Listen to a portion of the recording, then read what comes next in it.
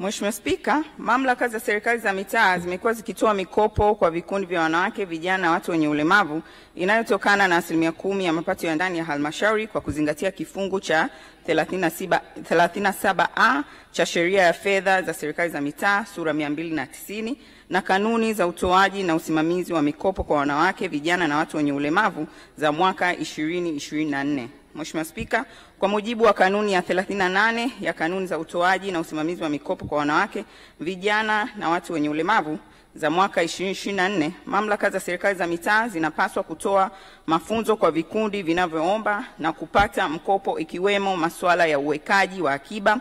uundaji wa vikundi vyenye tija, uongozi, usimamizi wa fedha, uendeshaji wa miradi na utoaji wa taarifa na usimamizi wa marejesho ya mikopo. Mheshimiwa Spika, kwa kuzingatia kanuni hiyo, katika mwaka wa fedha 2024-2025, mamlaka za serikali za mitaa zimetoa mafunzo kwa vikundi 2827 vya vijana ambavyo vilipewa mikopo ya 10% ya mapato ya ndani ya halmashauri.